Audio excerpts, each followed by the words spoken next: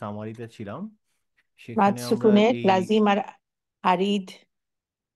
আরিদ লিসুকুন আমরা এইটুকু শেষ সুকুন করেছি, হ্যাঁ। তো এখন মুনফাসিল আমরা যখন মুত্তাসিল। আচ্ছা আমরা না, যখন সরি সরি। কোরআন পড়তে যাই তখন আমরা এই মাদের এগুলা দেখলে এখন তো মোটামুটি চিনতে পারি, তাই না? একটা হচ্ছে সুকুন রিলেটেড, আর একটা হচ্ছে আম, হামজা রিলেটেড। তো হামজা রিলেটেড যদি একটা শব্দের মধ্যে হয় একটা একরকম, শব্দের বাইরে হলে একরকম। এই তো মোটামুটি বেসিক মাদ। এছাড়া তো মাদে তেমন কিছু ছিল না, তাই না? তো এখন এটা জাস্ট যত প্র্যাকটিস করবো তত আমাদের মনে থাকবে। এছাড়া তেমন কিছু মাদে ছিল না। আর যেইটা মাদের পরে যে ছোট ছোট জিনিসগুলো আছে সেগুলার একটা দুটো আমরা আজকে দেখে ফেলি, খুব একটা কঠিন কিছু না। তারপরে আমরা আমাদের রিডিং প্র্যাকটিস শুরু করবো ইনশাল্লাহ। আচ্ছা, এই আজকে একটা জিনিস শিখবো, সেটা হচ্ছে সাক্ত। এই সাক্তটা এগুলা হচ্ছে এক্সেপশনাল কেস, এগুলা খুব বেশি রেগুলার পাওয়া যাবে না। দেখেন, সাক্ত is a is pausing for two counts, মানে আমরা যেমন টু কাউন্টের যেরকম গুণনা নিতাম ওরকম টু কাউন্টের মধ্যে একটু থামবো। নট দ্যাট যে পুরা থেমে যাব, থামবো। বাট টু বি অনেস্ট, আপনারা এখন যে স্টেজে আছেন আপনাদের জন্য এই আপনারা যেভাবে পড়েন প্রায় অনেকেই অনেক জায়গায় থেমে যান, তো সেইটাকে কনসিডার করে থামা না। এই থামাটা হচ্ছে মানে যখন আমরা ফ্লুয়েন্টলি পড়বো তখন এই সাক্ত সিচুয়েশনে আমরা একটু হালকা পজ দিব। সেই সাকটা এখানে বলা হচ্ছে যে সাকটা কোরআনে এরকম 6 জায়গায় আছে, হ্যাঁ। তো সাক বলে বলছে হচ্ছে সাক is pausing for two count বা টু হারাকা, then continue without taking a breath. মানে আমরা হালকা একটু থামবো কিন্তু আসলে আমরা দম নিব না, জাস্ট একটু থামা টাইপের হালকা একটা পজ দিব। সেই পজ দিয়ে আমি দম নিব না, হালকা একটা পজ দিব। বাট এটা আসলে আমরা যদি রিসাইটার যদি শুনি তখন আমরা বুঝতে পারবো, আমাদের পড়ায় খুব বেশি অতটা বোঝা যায় না। বাট জানার জন্য আমাদের জানতে হবে। তো এটার চিহ্নগত ভাবে এরকম ভাবে থাকে। দেখেন এই যে ডান দিকে আমরা যদি খেয়াল করি, যেরকম এক্সাম্পল দেখেন, এরকম ছোট্ট করে একটা সিন আছে। হ্যাঁ, এখানে ছোট্ট করে একটা সিন আছে, এই যেমন ছোট্ট করে একটা সিন। তো এই এই যে সাক্ত, এই সাক্তটাকে দুইটা ভাগে ভাগ করা হচ্ছে, একটা হচ্ছে ম্যান্ডেটরি, একটা হচ্ছে অপশনাল সাক্ত। তো টোটাল ছয়টা ছয়টা জায়গায় এই জিনিসটা আছে কোরআনে। কাহাফে আছে, ইয়াসিনে আছে, আল কিয়ামাতে আছে, মুতাফিফিনে আছে, আনফাল এবং তওবার একদম শেষে এই সিচুয়েশনটা আছে। মানে আনফালের মনে হয় শেষে মানে যেহেতু তওবা শুরু হচ্ছে, তওবা তো আর বিসমিল্লাহ দিয়ে শুরু হয়নি। তো আনফালের শেষে আছে, আর হচ্ছে হাক্কর মধ্যে আছে, এরকম টোটাল এখানে ছয় তো জায়গায় আছে লেটারটা নাই, যেমন নম্বর সিনটা। 5-এ আলিম। হ্যাঁ, কারণ হচ্ছে যে এই যে যেহেতু এটা পরে বিসমিল্লা নাই, তো মানে আচ্ছা পরের এটা হচ্ছে তোমার তবা দিয়ে শুরু। তো আচ্ছা। এইটা ওই যে মনে রাখার মতো আর কি, মনে রাখতে হবে যে এটা আসলে এটাও হচ্ছে সাক্ত। তো অনেকেই আছে যেমন আর যেহেতু তওবাটায় তো কোনো বিসমিল্লা নাই, সো চাইলে আমরা এই সূরার সাথে এই সূরা ডাইরেক্ট পড়তে পারি। মানে এখান থেকে পুরোটা বলে ইন্নাল্লাহ বিকুল্লি শাইইন আলিমুম বারাআতুম মিনাল্লাহ। আমি কি হলো এখানে তুম বলে একটু হালকা একটু থামলাম, তুম বিহা এরকম একটা হালকা পজ দিতে পারে। যখন যারা পড়ে যেহেতু এটা বিসমিল্লা নাই, তো সে থামাথামির মধ্যে যায় না, সে ডাইরেক্ট টেনে পড়ে যায়। তো এই জন্য এই জায়গাটার ওই সিনের চেহারাটা দেওয়া নাই। কিন্তু বাকিগুলোতে সবগুলোতে সিনের ছোট্ট একটা সিন চিহ্ন দেওয়া আছে, তো এটাকে বলা হয় সাক্ত। অতএব এটা মনে রাখার জিনিস হচ্ছে যে যদি আমরা এরকম দেখি যে এরকম একটা পজ মানে সিন চিহ্নটা আছে, তাহলে সেটা হচ্ছে ছোট্ট একটা পজ দিব কিন্তু পুরোপুরি দম নিব না, এটাকে সাক্ত বলা হয়। তো এটা আমরা যদি কখনো দেখি যেন কনফিউজ না হই যে আরে কি ব্যাপার, এই সিনের মানে কি, তখন আমরা এখানে এসে দেখে নিব যে এটা মানে হচ্ছে সাক্ত। আর তবে এটা খুব বেশি প্রভাব পড়ছে না, আমাদের জাস্ট একটু হালকা পজ নিতে হবে এই আর কি। এটা কি ক্লিয়ার সবার? এটা তো এমনিতে তো এন্ড অফ দ্য লেটারের একটা মার্কিং আছে, হ্যাঁ, ওখানে তো আমরা থামবোই। হুম। তার উপর আবার সিন, হ্যাঁ। হুম। তাহলে কি এখানে কে যেমন লাস্ট আচ্ছা, আলিফটা বাদ হয়ে যাবে? প্রথমটা প্রথমটা যদি আমি দেখি, প্রথমটা এখানে হ্যাঁ। আমরা এন্ড অফ দ্য লেটার থামবো, এটা হচ্ছে সুন্নাহ। বাট তার মানে এই নয় যে এটা মানে ওয়ান অফ দ্য সুন্নাহ। উনি মাঝে মধ্যে থামেনও নাই, আবার মাঝে মধ্যে থেমেছেন। তো যখন থেমেছেন তখন থেমেছেন, আমরা থামতেও পারি নাও থামতে পারি। যদি আমরা থেমে যাই তাহলে তো এমনিই পজ, তখন এটার আর কোনো ভ্যালিডিটি থাকলো না, তখন যেটা নর্মালি স্টপিং রুল সেই হিসেবে থামবে। কিন্তু যখন আমরা কন্টিনিউ করব, এখান থেকে এখানে যদি কন্টিনিউ করি, তখনও আমার এই পার্টিকুলার আয়াতে আমাকে একটু পজ দিতে হবে। আর এই যে যেহেতু, আলিফটা যে আছে শেষে, ওইটা কি টেনে পজ দিব নাকি? হ্যাঁ টেনে পজ দিব, টেনে পজ টেনে দিব, পজ দিব, মানে আচ্ছা। কারণ ওটা তো নর্মাল একটা মাদ, মাদ আসলে কখনো মিস করা যাবে না। আচ্ছা আচ্ছা। এটা কিন্তু মাদ আসলি, তাই না? আলিফ যেটা আছে, ওয়াও যদি থাকতো, ইয়া যদি থাকতো, এটা হচ্ছে মাদ আসলি। মাদ আসলে আমরা কোনোভাবে মিস করব না, রিগার্ডলেস অফ সেটা কোথায় আছে, সেটা যদি সেন্টেন্সে থামাতেও হয় আর শুরুতে হোক, মানে যেখানেই থাকো, মাদ আসলে আমরা মিস করব না। মাদ আসলে আমরা মানে অবশ্যই সেটাকে টাচ করব। তো এটা যেহেতু পজ দিচ্ছি, পজ দেওয়ার আগেও একটু মাদ টান দিয়েই তারপরে পজ দিব।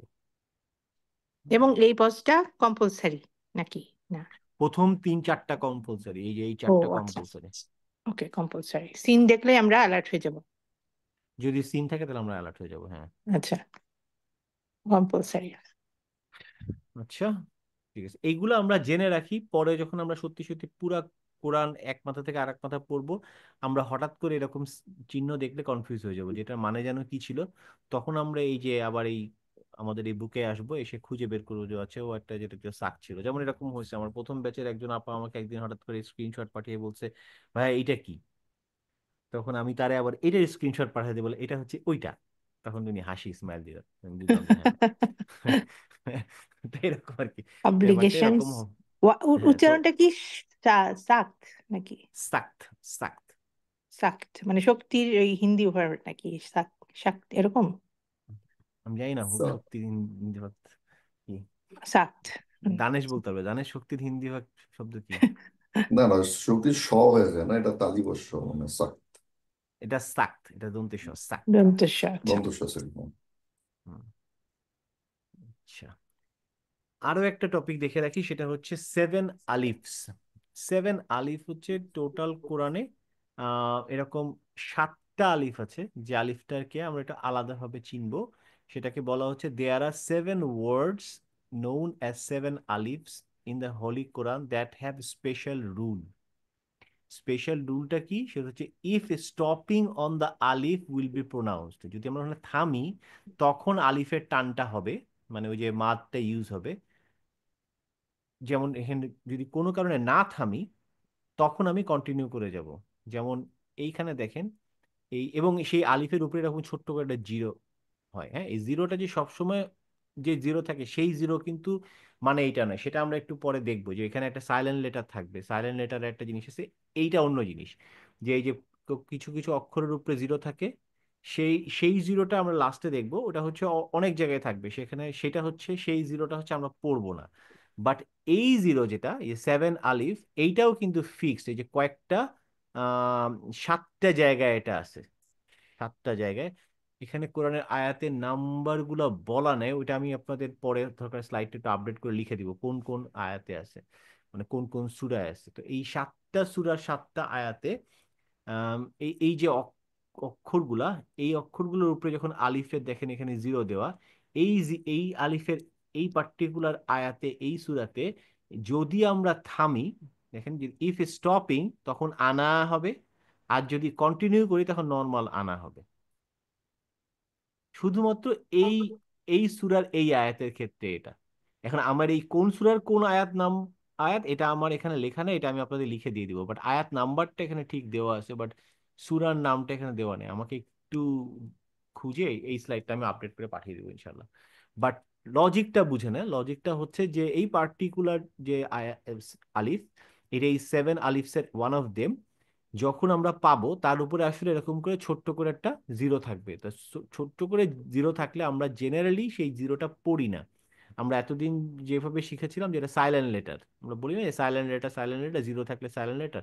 তো এটা সাইলেন্ট লেটার, বাট এই জিরোটার কারণে এবং এই পার্টিকুলার সুরার এই আয়াতে এটা সাইলেন্ট লেটার থাকবে না, এটা হচ্ছে পার্ট অফ দ্যাট 7 আলিফ। এইটার কনসেপ্টটা হচ্ছে যে এটা তখনই আমরা এই আলিফটাকে কনসিডার করব যখন আমরা স্টপিং করব।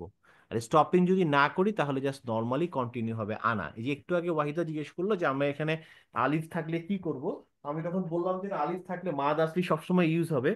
এই পার্টিকুলার 7 আয়াতের 7 আলিফের জন্য ইউজ হবে না যদি আমি কন্টিনিউ করি।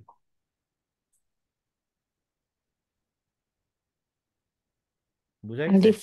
আলিফটাকে টানবো না, এই তো?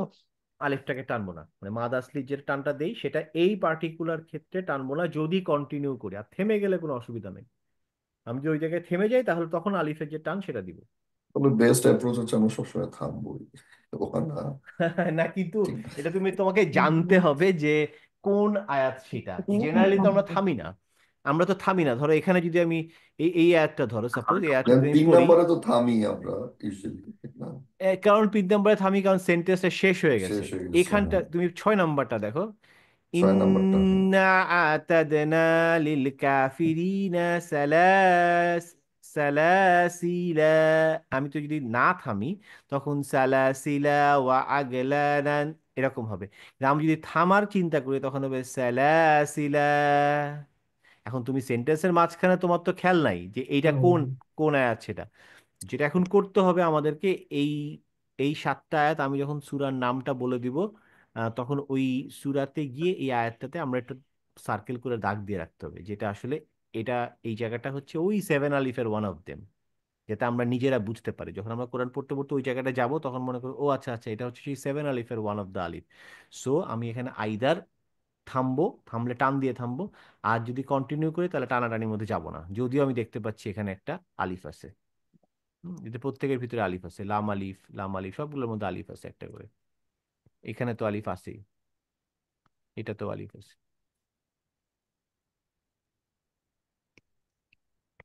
ক্লিয়ার? আজকে কয় তারিখ? আজকে 9 তারিখ, হ্যাঁ ঠিক আছে। এই দুইটা দুইটা রুলসই আজকে শিখি, এছাড়া আমাদের আর দুইটা রুল আছে, তাহলে মোটামুটি শেষ। আর এই দুটা রুল আমরা নেক্সট ক্লাসে শিখবো, তাহলে আর সমস্যা নেই।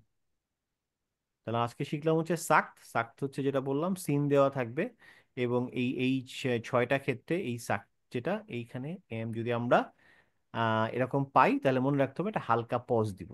হুম। আর এই 4টার ক্ষেত্রে অবশ্যই পজটা দিতে হবে, প্রথম 4টার ক্ষেত্রে, আর পরের 2টার ক্ষেত্রে পজ না দিলে সমস্যা নেই, এটা অপশনাল। আর তারপরে শিখলাম হচ্ছে 7 আলিফস। এই 7 আলিফসটা যদি আমরা এরকম পাই, আমরা যখন জানবো যে কোন সূরার কোন আয়াতে, সেই ক্ষেত্রে যদি আমরা থেমে যাই তখন আলিফের টান দিয়ে থামবো, আর যদি থেমে না যাই তখন জাস্ট নর্মালি হারাকার টান দিয়ে যাব। এইটাই ছিল আমাদের এই দুইটা রুল, সাক্ত এবং 7 আলিফ। ক্লিয়ার? জি স্যার। গুডি গুডি।